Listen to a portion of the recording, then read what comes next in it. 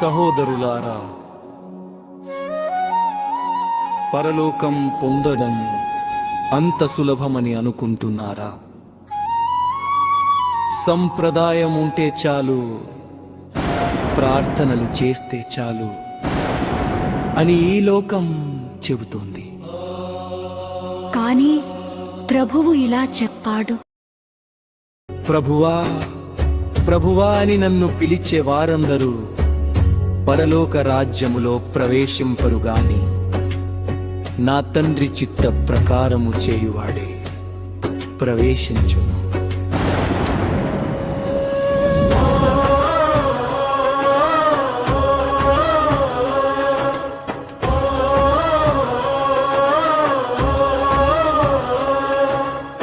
క్రైస్తవాచారాలు పరముకు చేర్చలేవు, అది సాధ్యం కానే కాదు, అది సరిపోదు.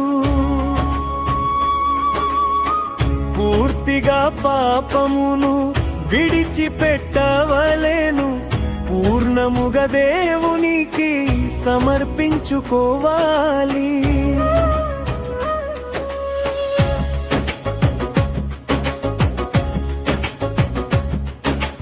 నామమాత్రపు విశ్వాసం సరిపోతుందిలే, అలవాటుగా ప్రార్థనలు చేస్తే చాలునులే. ఆచారాలు అలవాటు పాటిస్తే సరిపోద్ది, పరలోకానికి వెళ్ళిపోతాము అనుకోరాదు.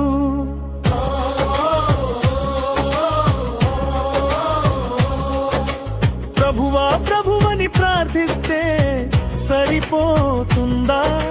పరిశుద్ధులుగా జీవించుటయే దేవుని చిత్తము. సజీవయాగముగా మమమేను అర్పించాలి. ప్రభువా నీవే సర్వమని ప్రార్థన చేయాలి.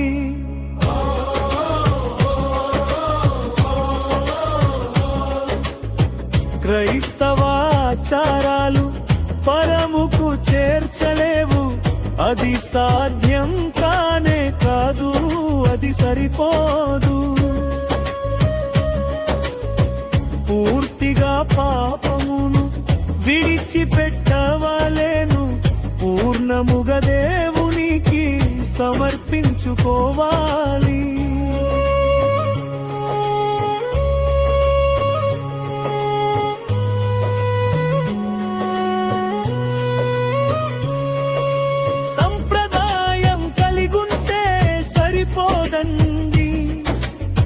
క్రియలు లేని విశ్వాసము పనికిరానిది.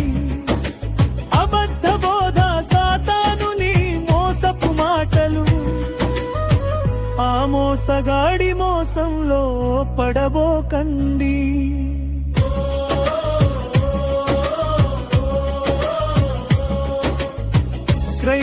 క్రైస్తవాచారాలు పరముకు చేర్చలేవు, అది సాధ్యం కానే కాదు, అది సరిపోదు. పూర్తిగా పాపమును విడిచిపెట్టవలెను, పూర్ణముగా దేవునికి సమర్పించుకోవాలి.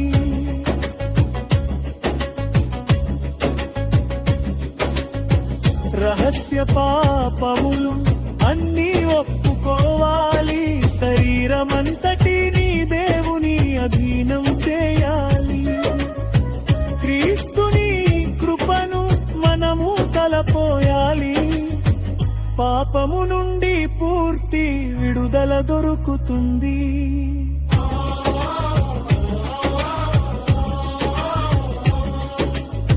క్రైస్తవాచారాలు పరముకు చేర్చలేవు, అది సాధ్యం కానే కాదు, అది సరిపోదు. పూర్తిగా పాపమును విడిచిపెట్టవలెను, పూర్ణముగా దేవునికి సమర్పించుకోవాలి.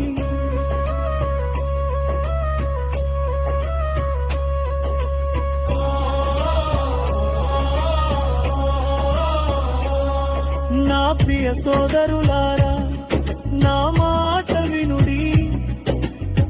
సమగార్థ క్రైస్తవులు పరలోకం పోలేరు.